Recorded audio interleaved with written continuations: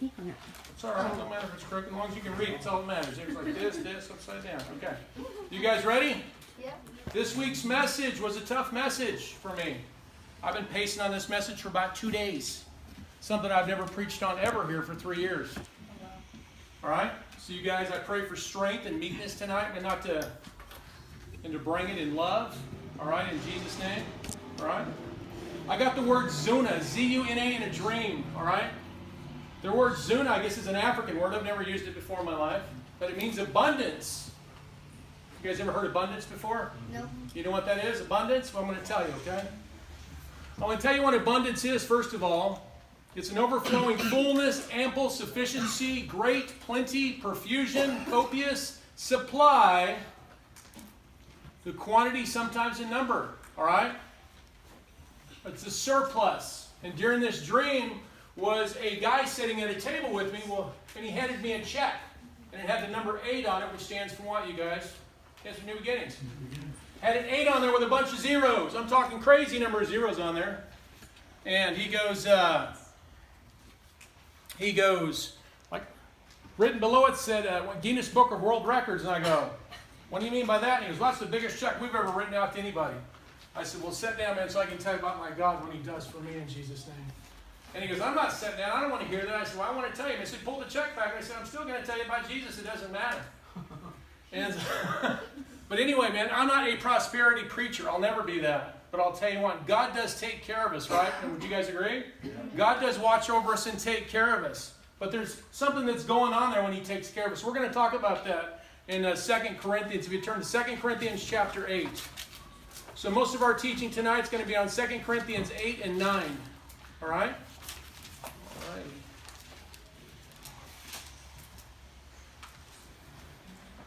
Chapter 8? 2 Corinthians chapter 8. And of course, that one's not up there on this one, is it?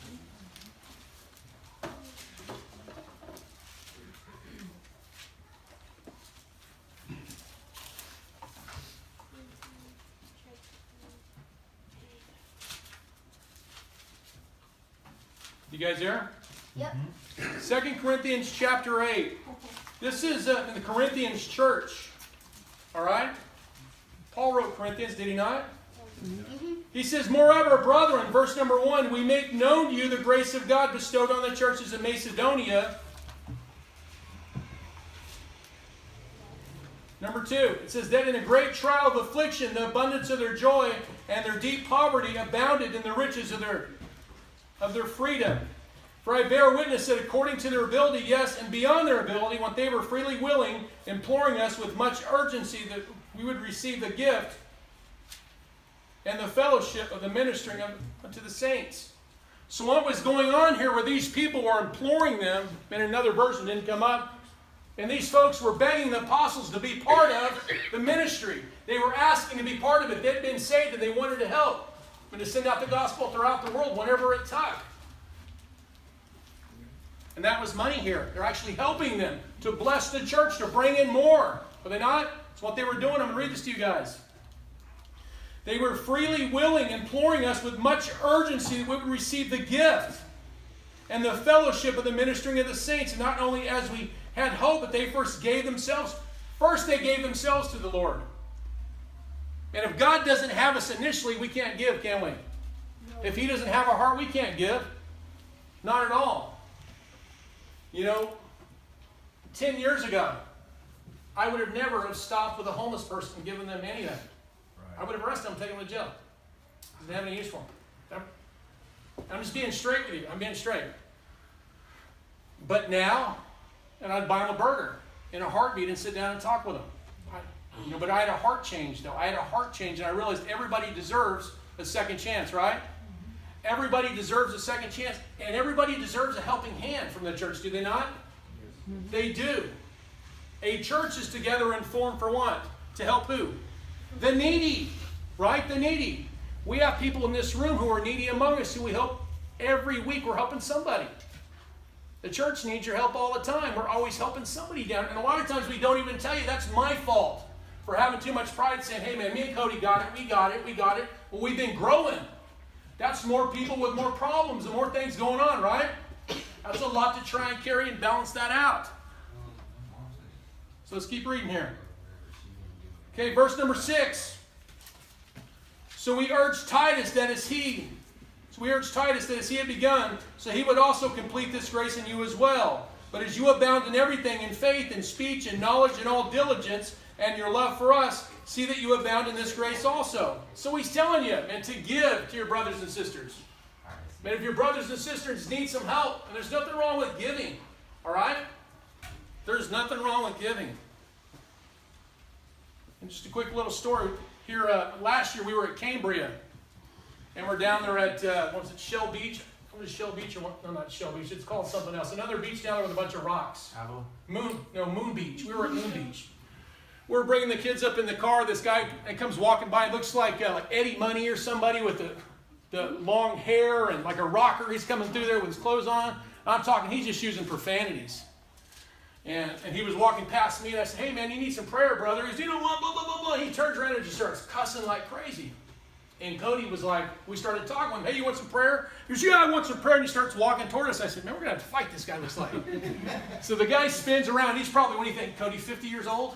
But he had nice clothes on. He walks up, he goes, you have no idea. I just got kicked out of my house on a restraining order. I've been a believer my whole life. And I'm living in a campground last night. And he's at his wit's end, you know what I mean?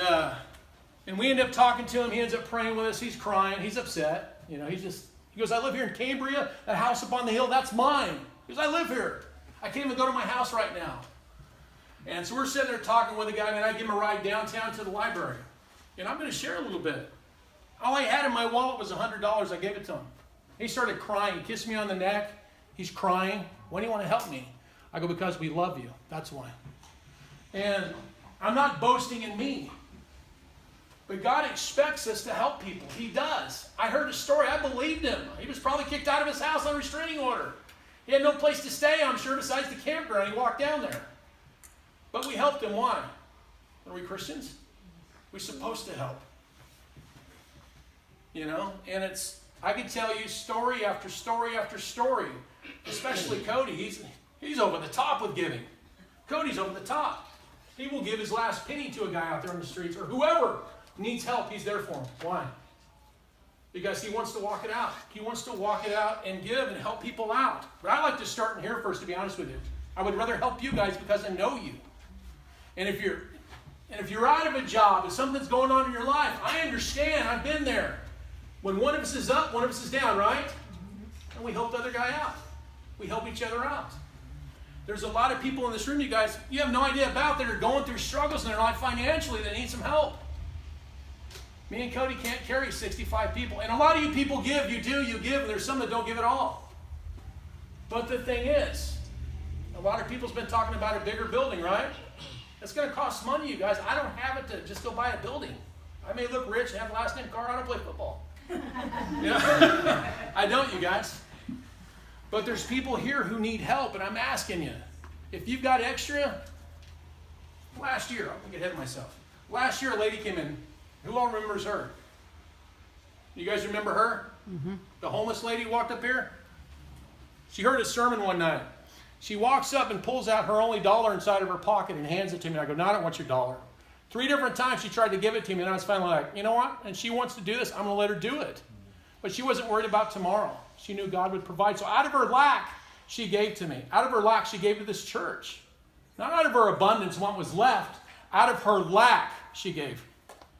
Every time we've ever given out of our lack, God always provides. Every single last time. I've never been starving for a meal, maybe beans and taters.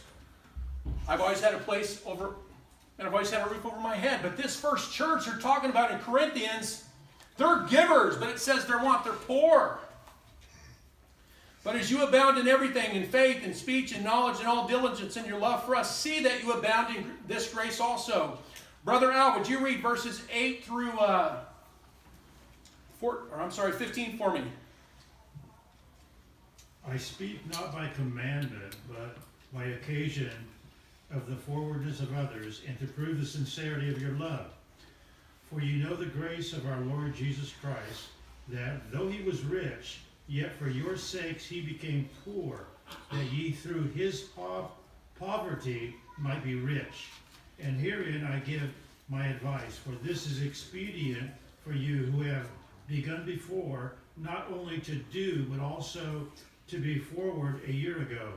Now therefore, perform the doing of it, that as there was a readiness to will, so there may be a performance also out of that which ye have. For if there be first a willing mind, it is accepted according to that a man hath, and not according to that he hath not. For I mean not that other men be eased and ye burdened, but by an equality, that now at this time your abundance may be a supply for their want, that their abundance also may be a supply for your want, that there may be equality. As it is written, he that had gathered much had nothing over, and he that had gathered little had no lack. Okay. Go back and look at some of these verses. We had a guy come in, I'm not going to give his name, a family this week, or actually 2 families this week, who were low on money for groceries. 2 different families. And I had to split that amount between 2 different people. If I would have had more, I would have given it to them. You know what I mean? I would have given it to them because I know they needed it. I know they needed it. You know, and I love you guys, and I'll do anything I can for you. I will. You know what I mean? I will do anything I possibly can. But we're a body. We're one here. And right here, I love this that Brother Al just read. He says, "For I do not mean that others should be eased and you burdened, but by your equality, that now at this time your abundance may supply their lack." Your abundance will supply their lack when they're down, right? And would you guys agree? How many of you have been out of a job before? Were you stressed when you were? I'm sure you were stressed when you weren't getting paid, right? Mm-hmm. How many of you got blessed with a job that came from God? Everybody in this room, if you've gotten a job, the Lord gave you that job, right? He gave that job to you. But it says, He may supply their lack, that their abundance also may supply your lack. So there may come a day when you come walking through these doors and say, "Brian and Cody, hey man, we're out of groceries. Our washer just took a crap on us. We need some help." And what are we going to do? We're going to do whatever it takes to get you a washer or help you out. That's who we are here. We don't take money here. We don't get paid a cent. I've never taken a penny from here, not 1 cent. I work just like everyone else does. But I know that people need help. And if we're like that first century church that bring, man, if you guys can't trust me and Cody, if you can't trust your pastor, something's wrong, right? Seriously. And I've met people before who said, "Well, only I have to be able to hand that to that person and see that it gets there." Really? And you're not here all the time 24/7. You ain't getting a phone call when it comes in. So we try and help as many as we possibly can help, and I start here first with you guys. So I'm going to keep reading because this gets even better, you guys. It says, "For I do not mean that others should be eased and you burdened, but by an equality, that now at this time your abundance may supply their lack." And we're going to find out about abundance, what God does with abundance when He blesses you. You're going to find out how it happens. That there may be equality, as it is written, "He who gathered much had nothing left over, and he who gathered little had no lack." So he who gathered little had no lack. I'm not saying that, and some guy that comes in that's playing the part, no. I'll sniff him out in 30 seconds. I don't play that. No one's going to come in here and scam us either. But the thing is, there's people that needs help. There's people that needs help. It could be a doctor's bill. There's been all kinds of stuff we've had come through in the last 3 years. And most of the time, me and Cody, we figured out, and we put stuff on credit cards. We've done whatever we had to do to help people out because we know they needed help. And so I'm asking you guys, I will never pass a plate here. I've never passed a plate around. But there's an offering thing back there. And if this lady can bring in $1 out of her pocket, what prevents you from bringing in $1, seriously? You know what I mean? Seriously. It costs to have this building, the PG&E, the food, the pizza, the cakes, all that. It costs money. It does cost money. It's not free. We enjoy doing it. We love doing it. And I hear a lot of people, I've had like 6 different people, "We need a bigger church." Put your money where your mouth is. Right? Put your money where your mouth is. If you want a bigger place, sign the contract with me for a bigger church that you're held responsible just like I am. And yes, God will provide. If we're all together, He will. If we come and group up together, He will provide for us, will He not? He will. And I had a guy, and just to tell you a quick story. I think I told a little bit maybe last week or week before. We were buying a house, or trying to buy a house, and the guy told us all we needed was $3,000. We could get in, blah, blah, blah. Well, we saved $3,000.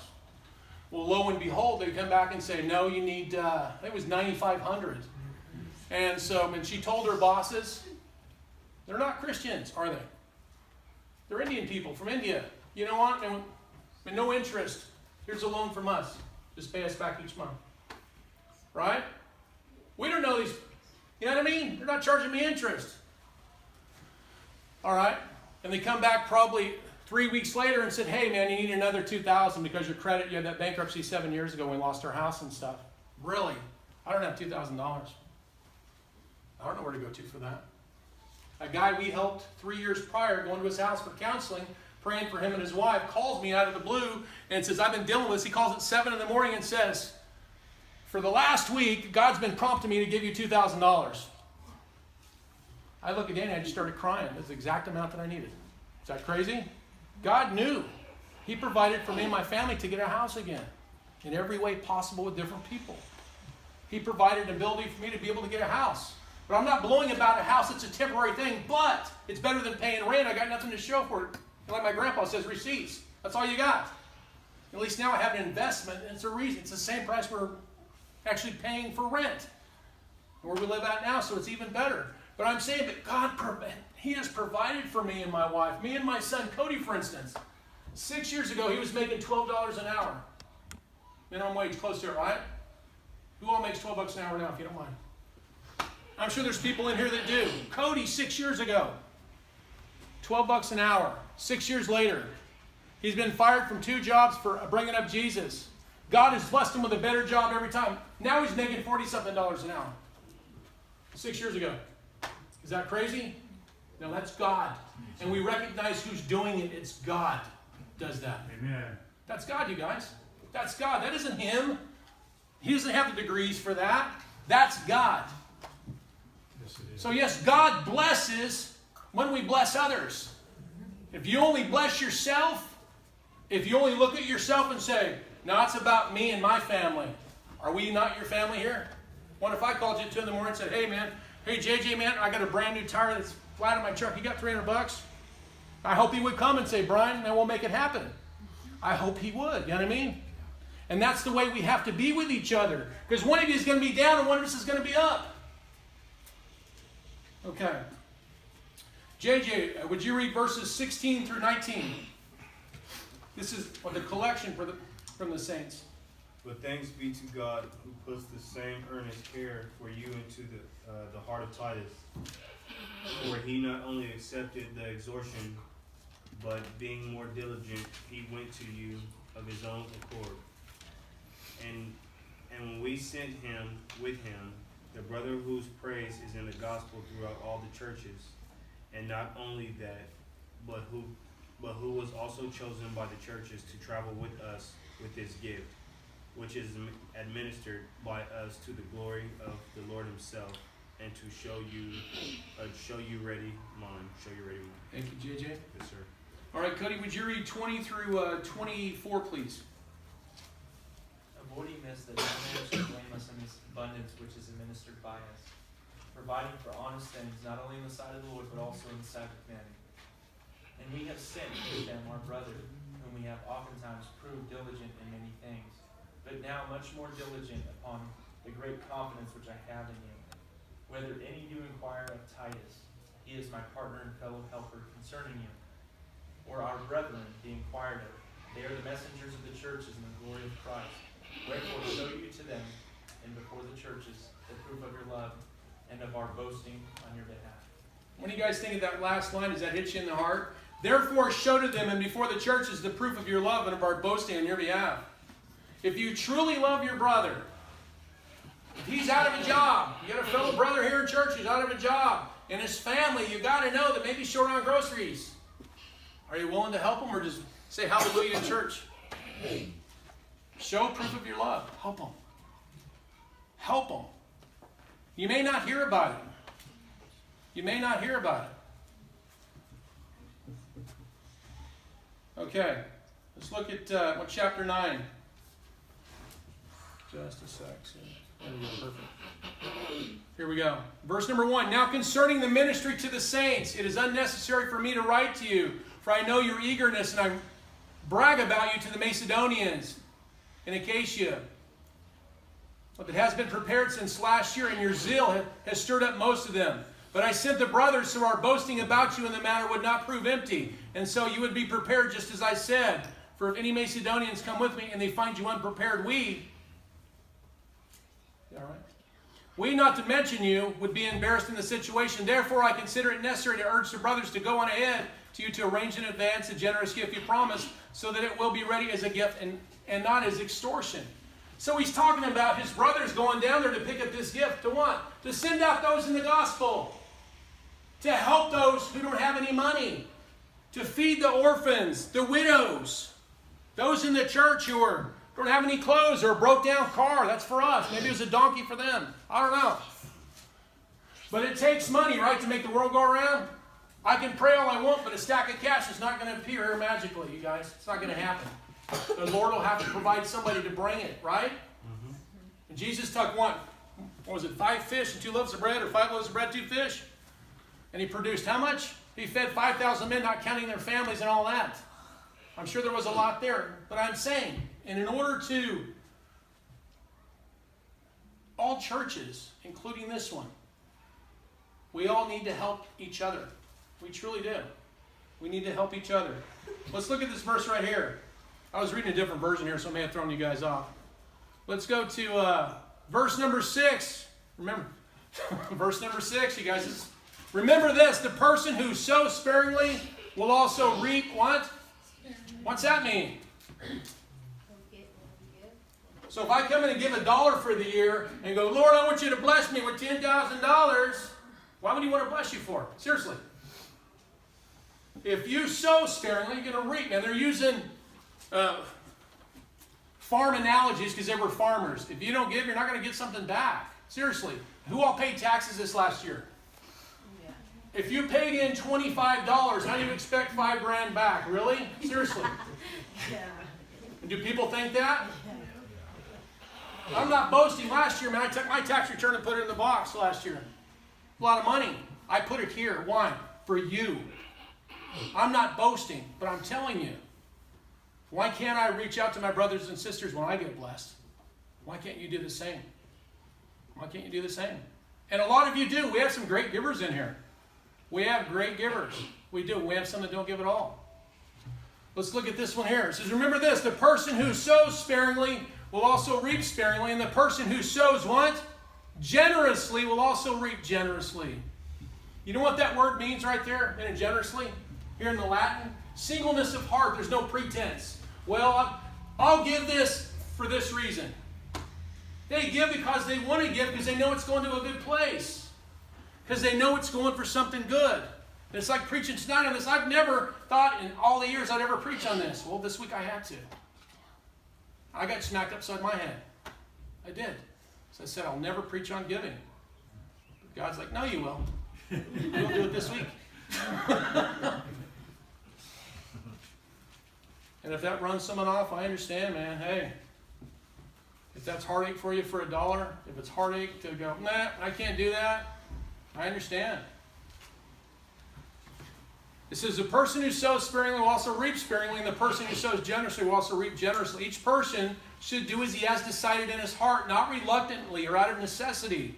But God loves what? A cheerful giver. It's what we got on our thing back there. He loves somebody who wants to give because they want to do it.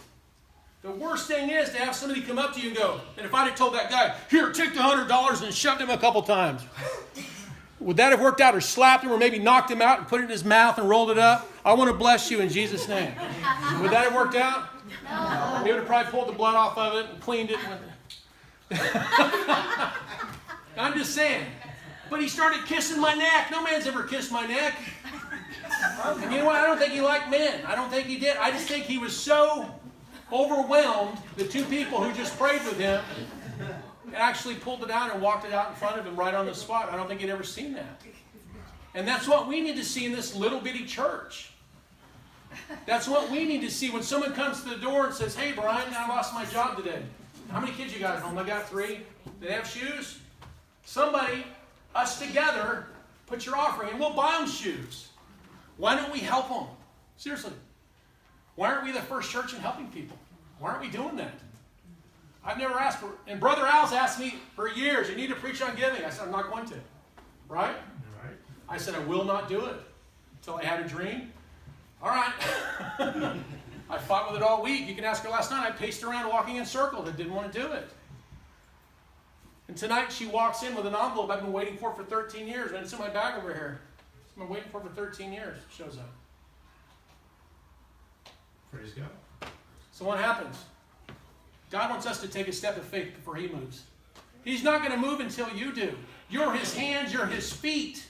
You're God's vessel down here He uses to help out brothers and sisters. It's you. How hard is it for a man to ask for help? Most men. Sorry. Really? You can ask her all the years I was married, or been married to her. I'm sorry.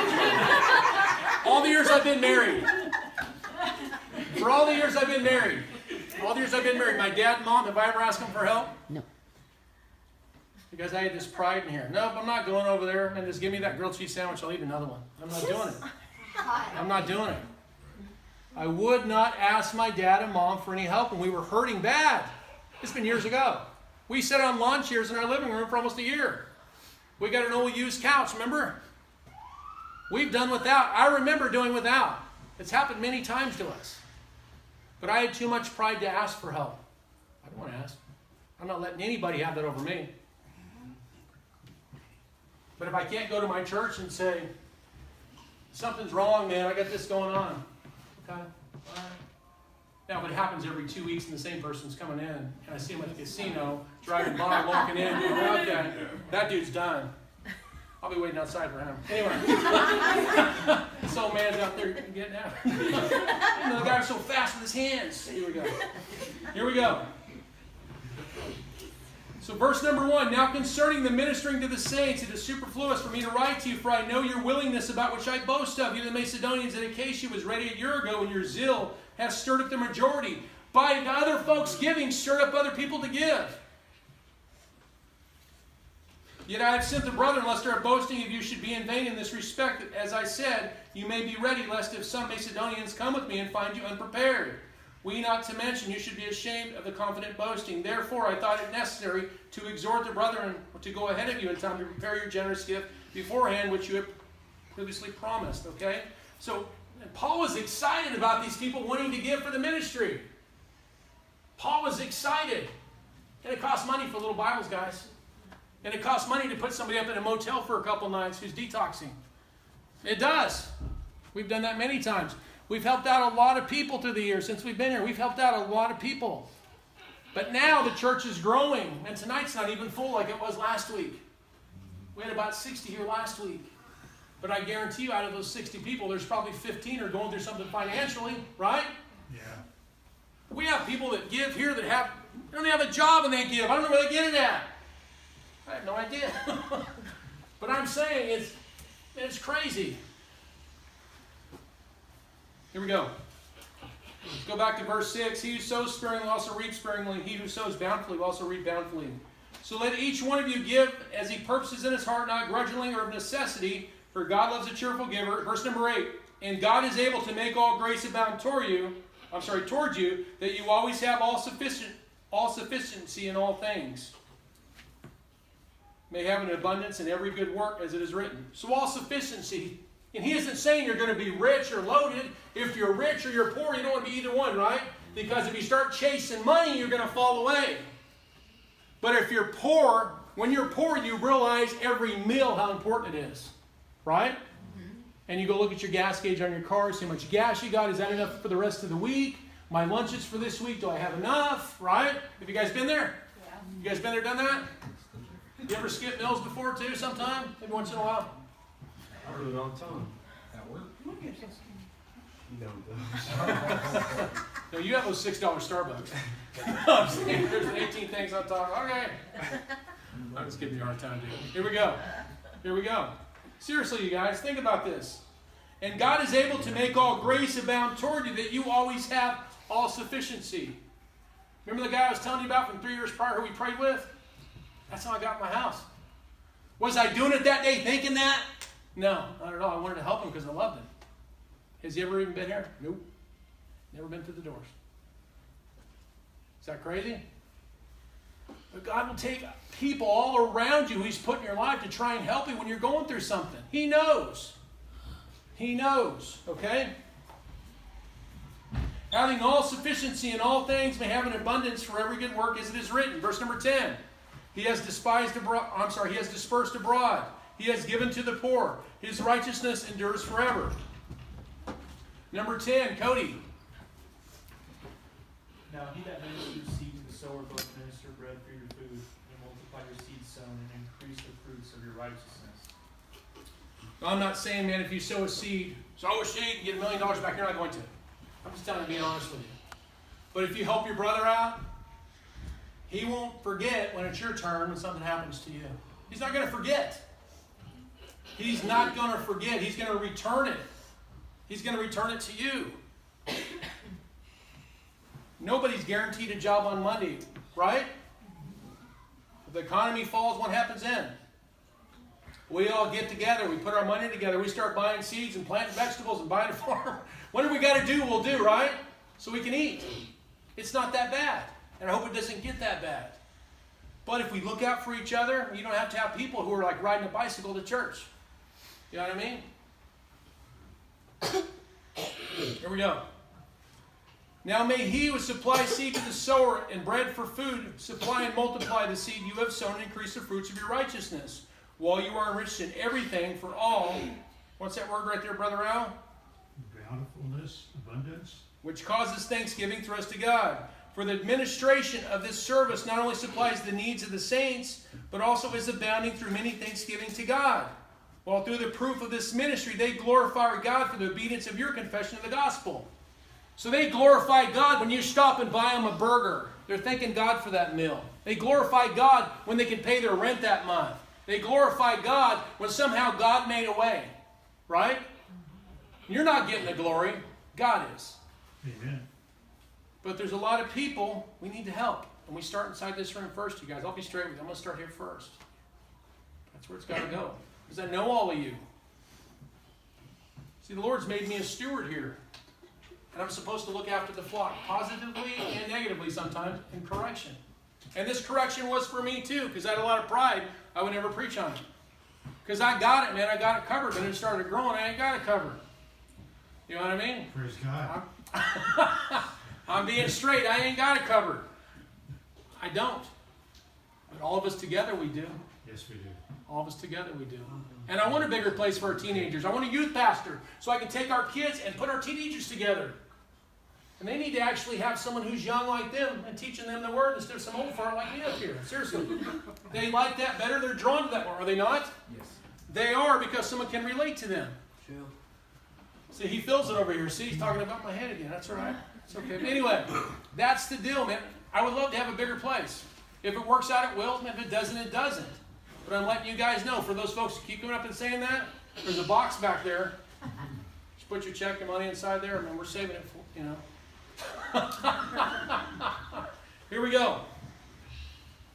While you are enriched in everything. We just read that. Here we go. Verse number 13. While through the proof of this ministry they glorify God for the obedience of your confession to the gospel of Christ, and for your liberal sharing with them and all men, and by their prayer for you who long for you because of the exceeding grace of God in you, thanks be to God for His indescribable gift.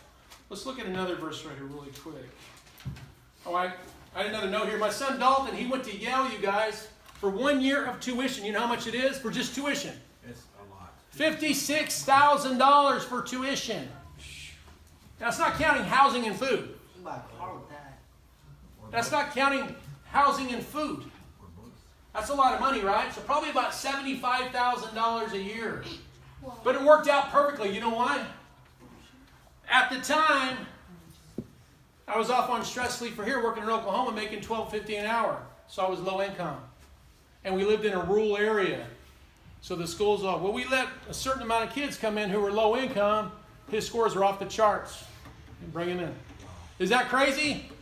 So my son got a $500,000 degree paid for because I had no money. My son went to Yale, and he was smart. He earned that. But money-wise, he got blessed, did he not? We got blessed. I could never send him to Yale. Is that crazy? That's God. That's God, you guys. That's the abundance of God supplied to me when I thought I had nothing. He was making a way for my son to go to college. I didn't even see it coming. He made the way. I didn't. Let's look at, let's see. I had a question here. I think I asked you guys earlier. Let's see. Do you give out of lack or out of abundance? Do you give out of lack or out of abundance? That's a question to ask yourself when you give. Is it the last thing you have in your wallet? Or is it one I have left over when you give to somebody or the church? Do you give out of lack or abundance? Abundance. Right? Well, next week we got this going on. You guys, for 5 years I want to go to Israel. I haven't had the money to go. Why? Because you guys are more important to me. You are. I could save that money probably. A couple of years, I'll be gone. But the thing is, I have a church here that God's given us. And we're all a body together. So sometimes we don't get to do everything we want to do. Right?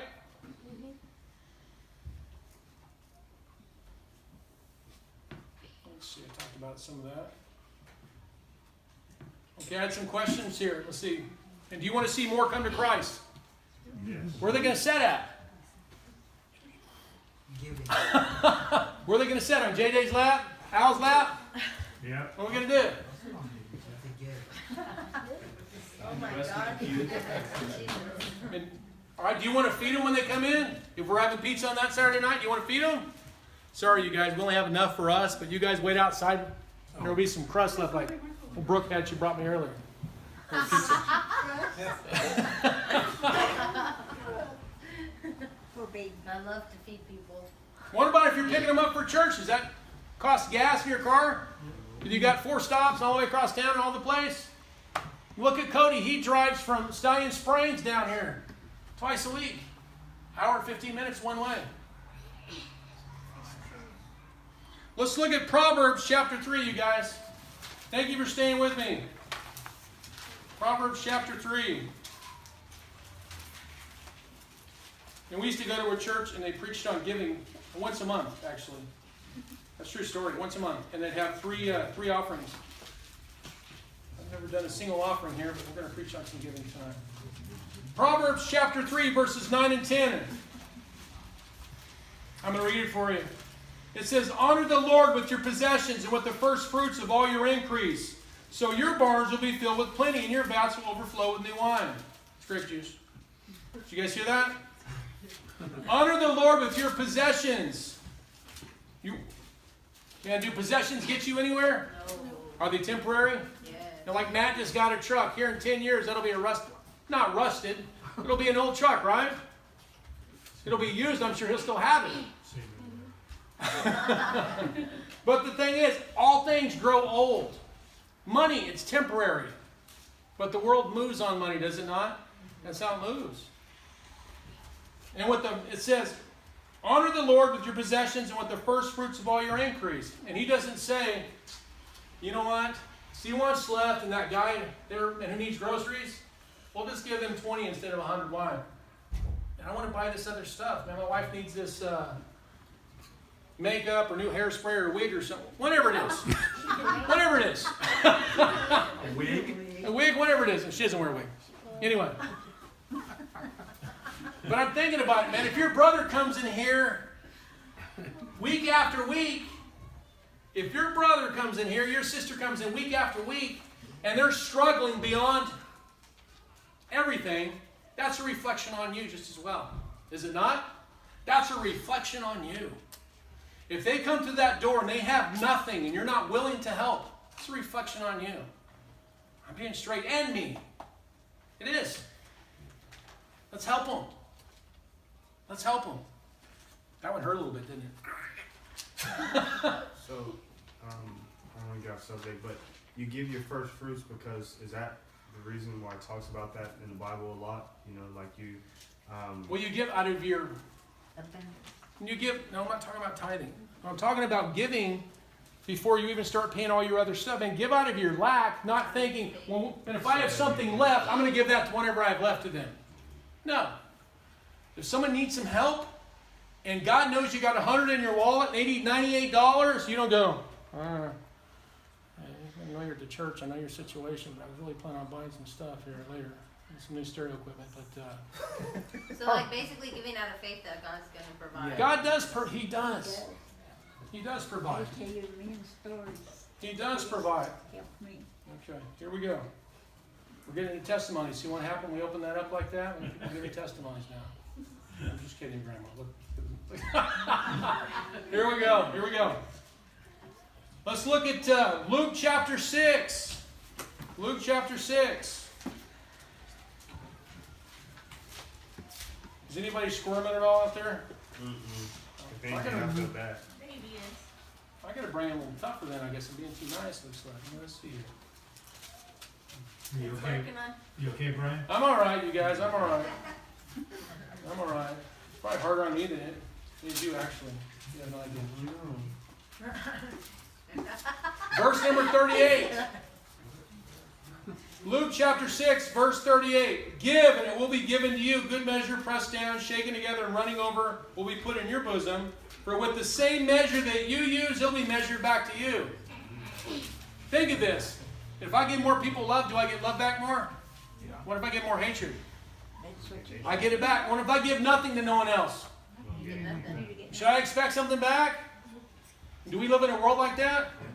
I want something for nothing. Where's that at? All that's free is Jesus Christ. He's the only thing that's free is Him. That's it. That's salvation, and that's a free gift. Besides that, there's nothing else free, folks. Let's look at Matthew chapter 14.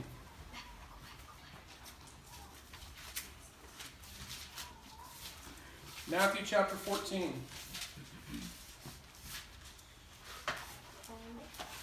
Notice I've been looking at buildings for about the last 4 months, driving around. We can afford this, we do this, we can afford that if we do this. Me and Cody, I talked to him, he got a raise. Well, and we can afford this a little bit bigger if we do this.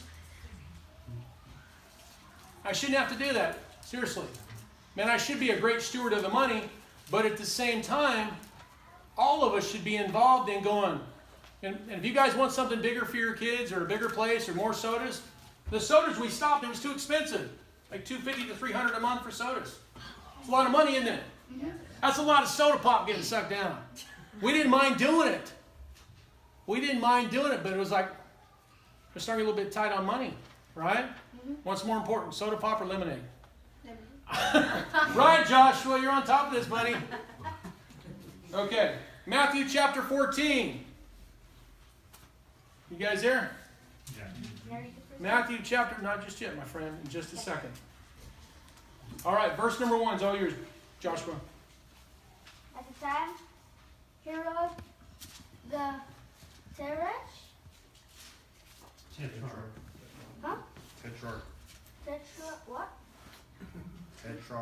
Tetrarch heard the report about Jesus. I'm sorry, verse number 13, buddy. What was verse 13? Yeah. Matthew 14, verse 13. Verse 13, okay. When Jesus heard it, he departed from there by boat to a Deserted. deserted place by himself. But when he Multitude, right? multitudes heard it, they followed him on foot from the cities. Thank you, Joshua. And when Jesus went out, he saw a great multitude, and he was moved with what? Compassion for them. And he healed their sick. When it was evening, his disciples came to him saying, Lord, this is a deserted place, and the hour is already late. Send the multitudes away, that they may go in the villages and buy themselves food. Send them away, man, so they can go eat. Man, you think the disciples were hungry too? And what did he say? But Jesus said to them, it says, they do not need to go away. You give them something to eat. He said, you give them something to eat. And they said to him, we have here only 5 loaves and 2 fish. What did he say? He said, bring them here to me. So anything we bring to God, can he multiply it? Yep. He can multiply it. If you have a good steward who's taking care of it, if you have good stewards who are taking care of it, yes. I But if you have people who are, spending money on themselves, it's a joke. And a lot of churches are a joke. Seriously, I'm not being mean. I'm telling you the truth. They rip people off. Any dollar that comes through here is always accountable. Every single cent. But the thing is, it's for everybody that's here. We used to walk the streets a lot, me and Cody, and would every Saturday buy $60 in gift cards from Jack in the Box to hand out to homeless, to buy them a burger. We did that for probably 6 years. It just started getting too expensive because we were running this down here. Why did we do that? Because they were probably hungry. And yeah, we made sandwiches and stuff for them, but it's a lot easier to have a card in your back pocket when you get hungry that day. Go, I'm going to go buy me a burger. You know what I mean? Yeah. And a lot of things we take for granted, you guys, but stopping and getting a burger, we take it for granted because we got a job right now in a car that runs and we're getting there. Don't take those things for granted. Somebody else is not getting that, what you're getting. You compare yourself to another country, man, go to Mexico for a week, man. Go south. They're living in huts down there. If you've ever been in Mexico, it'll make you nauseous, the way people live. It's pretty bad. We're blessed. We are blessed. Everybody in this room is blessed. You may not think so, but you are. You are blessed. Okay. What verse did we stop on? You stopped at verse Okay. 18. You moved to 19 as well. Okay. So he said to them, bring them here to me. Then he commanded the multitudes and sat on the grass. And he took the 5 loaves and the 2 fish. And so you think there was somebody there who had one of them fish going, I don't want to give up my fish. You know there was. You know there was one dude who had the fish going, well, I want to eat this. I'm hungry. I don't want to split mine. I caught those fish. Say, man, give someone else the tail, the tip of the tail. They can have that part. Or the eyes or something. Right? Are people like that? Have you ever been to somebody's house and they always get the breast? The big part of the chicken? They leave you the wings? You ever had that? When I was a kid, I always got the liver. My house, my mom would go, all right, you get the liver. It's my favorite part. It became my favorite part after a while. I like that liver part of the chicken. It tastes pretty good. You know what I mean? I got to do the dishes afterwards too. So here we go. So he said, bring them here to me. Then he commanded the multitudes to sit on the grass, and he took the 5 loaves and the 2 fish, and looking up to heaven, he blessed and broke it, and gave the loaves to the disciples. And the disciples gave to the multitudes, so they all got to eat. They all ate. So 5,000 men plus their families, and there's probably at least 10,000, 15,000 people out there. So they all ate, and were what? They were all filled. And do you imagine if all you guys came in this room, and I said, man, we only got 15 cheeseburgers. Sorry, guys, you got to watch the seat. How would you feel about that? We're split. Bad. It's 30. Huh? I would never do that. Something I learned as a child, my dad and mom, my grandpa, and great all the way up. Anytime someone showed up, there was always enough food. You would take your portion. Whenever you had, would be broken up to whoever was there. I learned that from a little kid. And I've always done that. If someone comes to the house, we don't eat unless you eat. I'm not going to eat in front of you. Because I've been to houses where I'm like, all right, and we'll be done with dinner in just a few minutes, and they'll eat in front of you. That makes me sick. That makes me sick. Just to be honest with you. If someone comes to your house, and they come in and sit down in your house, and you have food there, feed them all. Even if you have to get the last bite. Feed them all. Why? Because it's the right thing to do. You don't eat in front of them. Especially little kids. Feed the kids first. Then the adults. Yes? Brian, her mom's the last to eat in the household. They'll have 15 people in there, and she'll be eating scraps. Oh, yeah. Because She's always saying, she'll serve everybody them goes first. first. And then No. whoever there's Yeah, somebody. I mean, That's exactly how She's it the is same when I way. cook. Yeah. That's not what JJ told me, but it's okay. He says there's bites out of everything. Just testing it, you'll see a bite of everything. He was the one testing it, if anything. He's always testing it when I cook. Funny you mention that because even when you do that though, I mean, it's an awkward feeling when you eating, you know, and there's other people at your Yeah. house. It's like such an awkward feeling. Yeah, You guys came over one night, remember? And I'm like, hey, what you eat? Well, I'm not hungry. He's like, dude, you gotta eat. I'm not gonna eat unless you eat. And I said, well, if you insist. We'll eat something. I said, we'll eat that burger. I want you to eat something. sounds like bro. Yeah. I love to eat, But we're supposed to be known for our hospitality, right? but I love to We're eat. supposed to be known for our hospitality for other people. We should be known for that. We got to be known for that. And like Lisa bringing that big pot of beans. She had no idea that I wanted more beans, but they were all gone. So I get in there, was it 4 weeks ago? Yeah. And she had parted them out to other people. And I get in there, I'm like asking her, where's the beans? Well, they parted them. I'm like, you're kidding me. I got none. But hey, it was all right, though. It was all right. Didn't mind. So, too late now. After that. We'll bring you some next week. All righty, okay. But anyway, those beans, most of the time, beans, my mom, and she makes them the same way Lisa makes them, exactly like that. They were great. But I started talking to people out here. The time I got in there, man, I was like, where's those beans at? There's none left. I'm like, man, I wanted some more. So anyway, that wasn't her fault, man. I got my first helping, right? So everybody gets fed at least first, right?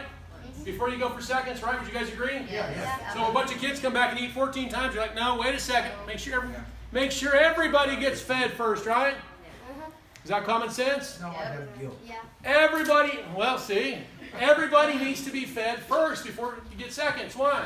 You want to make sure everybody's fed. Okay. Here we go. Verse 20, so they all ate and were filled, and they took up 12 baskets full of the fragments that remained. It says, now those who had eaten were about 5,000 men, besides women and children. So there was 12 baskets of food even left. But somebody had to provide something to actually get blessed for it to go. Right?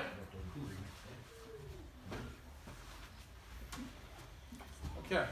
Here's the deal. Have a new Bible there? That's just about it, you guys. But here's the deal, you guys. Pay attention for a second. Listen. When you come through those doors, there's other people sitting here. If you don't know what's going on with them, if you believe something's wrong, go up and ask them. If not, put something in the box. We help out. Anybody who comes to that door, we will help out as much as we can. I kid you not. And never be ashamed to give me a phone call if you need help. We'll help you as much as we possibly financially can. And I understand. I don't want to see you guys be doing without me. And this is the church. This is the church. It's what it is. And no, I'm not saying you better sow this much. No, I'm not saying that. But God loves a cheerful giver. He does. He loves a cheerful giver. But help those people around you. And you have no idea, and a lot of times what's going on with their lives, some of them are so broke it's crazy. You have no idea. Some of them are so broke sometimes. Yes? Can I say something? Go ahead. All right.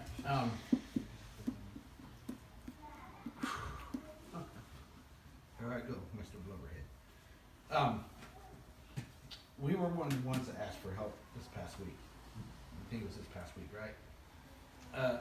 Our fridge had gone on the fritz. The freezer worked okay, but the fridge it got to like 65 degrees. Spoiled a lot of stuff. And we went out and bought a $200 used fridge, but we didn't have the food to put in it. And it's embarrassing to ask, and on my part, it's very embarrassing to reach out and ask someone for help. We did. These guys helped us. We were able to replace the milk and the stuff that actually spoiled. But it, and here we all three work. We all three pitch in to pay the bills and the car payment and all that. And I just feel bad because here we're driving a nice brand new car, and we're still needing help with a simple thing. It happens. Well, I know, and that's what you guys said, it happens, but for me, I was brought up to, you don't beg, basically is how I looked at it. We're begging. It's not begging. It's not begging. Next week it might be somebody else that needs the help, Yeah, and you can help them. yeah. I had to humble myself. And that's hard to do, you It guys. is hard. It's very hard to do. It is hard. And I'm thankful he actually called and asked for help. Because if I had no idea, I walked him coming the next week and he looked like a pick-me all sucked up, I'd be like, what's going on? Are you sick? No, I haven't eaten in a week. Are you fasting? Not intentionally. All right, you should have we'll buy you a burger, it's... It is the same way. He don't ever let me ask anybody for help. But the thing, You know what? He Us gets men, mad. though, we have pride, I think, is what it A whole is. lot. A whole lot. And you know, I mean, it's hard for me to, it's hard for us to, ask. It was hard for me to, this message, you have no idea. Mm-hmm. I paced for probably, last night, today, maybe 12 hours I've been pacing. Here's the kicker, Brian. So I'm not used to asking for anything. We're not tithing. Mm-hmm. We threw in $11 in there 2 weeks ago because here's what happened. Ashley's not. The other girls at work aren't with her. Mhm, Okay, mhm. they keep it to themselves and they're not being friendly to her. Mhm. And so Cody, he had asked one day, you know, how's it going? And, you know, she was truthful. But he said, tell you what, you go out and buy a dozen donuts, take it over there, hand them out to them. Be, you know, kindness. How do you say it? You know, break them with kindness. And he said, you know what, if you do that, I'll pay you back for the donuts. Well, we took that money and threw it in the box. It was like $11, $12, but we're not, when we were at New Beginnings, we were tithing pretty regularly, you know. And it starts out, you know, $5, $10, $20, you know, and then it grows. It does grow. I mean, you have to, it has to grow on you. But we haven't been doing that since we've been here, since the beginning of November. We haven't done that. And we're guilty. And we feel bad. Because here now we're asking you guys to help us with, you know, groceries. We, You know, and we don't believe in tithing. Offerings and giving out of a cheerful heart. That's it. Never be We compelled don't. to give. No, do not ever be compelled to give, and don't be compelled to give a certain amount. There's no. We believe, and I know people will believe differently, but if you are prompted to give something, give it. I think we should take care of our own. We should. We were sitting in a church service, and we had already, you know, put our check in the bucket. You know, they brought the plate by, and there was this kid. He was the worship leader, and he had gotten a new job in New York, I think it was, as a worship leader in it was a bigger church, and he didn't have the money to move. So they asked the congregation, and I mean, he was just almost in tears, and he's like, write a check for $300. I'm like, all righty, you know? So, I mean, but if you're compelled, I mean, if you're prompted, if you've been touched, do it, because sometimes you stop getting touched. If you don't pay attention, then, you know, that prompting, that poking, it's going to stop. It's called compassion for your fellow brother and your fellow sister. It's compassion. It's mercy. You should be able to give to your brothers and sisters. Seriously. It's not like it's my doll. No, it's my doll, and you're going back now. Tear the head off, give her one part, give her the other part. I'll agree to disagree just for a second, only because I have no dog yet. I feel like you were saying, you know, just like Al said before, there's a lot of people here in this church that need help, and I don't necessarily think that we need to be prompted to give, but if we love our family, our church families, we need to do what we have to do to, you know, to take care of this family Anything in helps, here. really, Anything helps, so exactly. it's worth You know, whether it's shoes, whether it's bottled waters, whether it's, I mean, just anything, you know, to help that Pack family of toilet out. paper. Yeah, pack of toilet paper, anything, cleaning supplies, you know, they're gonna come in handy. Somebody's gonna need them down the line, you know. And like you said before, which is you don't like to ask for help. I'm 1,000% that way. I've literally done everything since I was 15, so it's hard for me to ask anybody for help. Right. You know, my school clothes, I skateboard to this day, man. I did it by getting sponsored, you know, and that's how I got my school clothes. So that's how I was able to help out my little brother. So all I've known is, you know, provide, you know, and not ask anybody for anything. But I know in a time of need, I need to reach out to those people. So don't feel bad, you know. That's our job as a church family. We're supposed to help out in a time of need like that. Again, I haven't tithed, I haven't given anything.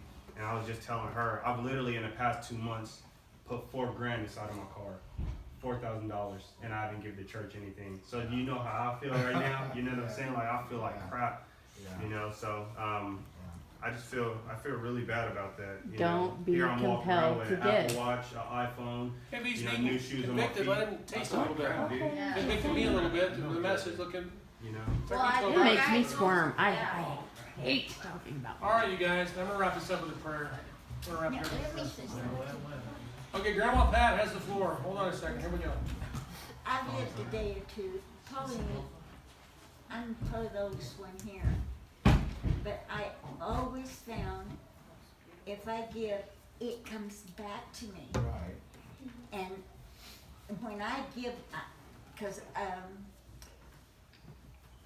make a long story short, I was given some money. This girl gave me $5,000 because I had no home. I was sleeping on the floor of a safe house. And she gave me $5,000. Well, no, I'm too proud. Anyway, it wasn't too much longer than I found somebody that was in the same situation. Turn around and give what I can. And they, no, I'll just do without. And I told her, I said, someday somebody is gonna need something from you. And you do it because somebody did it for you. And it has worked out, I don't know how many times, for me. There's always been someone there to help me. And you have to give back. Because then you'll never get any good stuff. Then you get loved. You get loved and appreciated. And maybe that's why people do the things they do. But I do it because it was done for me. And it backfires. It comes back to you tenfold. And now I'm in a position that I can just do whatever I want to. Whether I want to or not. Sometimes I do things I didn't even know I could. Grandma, would you buy me a wig? What'd you pay? The sideburns? Elvis wig? I've got a wig I'll let you have. Grandma also. Grandma. I want a new one. All right, Brother Al. Oh, I wish you would come to church one day with a wig. I'd fall out. Just Brother Al, go ahead. You know, as believers in the Messiah, in Jesus the Christ, we need to understand that God gave his best gift to us, his son, Jesus Christ. He didn't send an angel to die for us. He didn't send some other offering or sacrifice. He sent his only son to die for us, the best gift that heaven could provide for us. And it doesn't make sense for us in turn when we're contributing to the cause of God to give the last thing that we have, to give what's left over. God didn't give us his leftovers, so let's not give him our leftovers. Let's give him. Jesus is called the first fruits, just like you were talking about, and let's give to him our first fruits and not the last of our increase.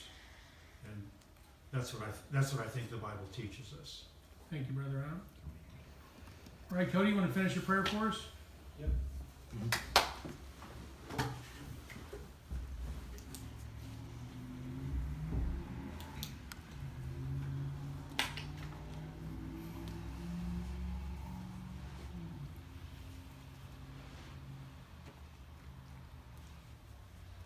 Heavenly Father,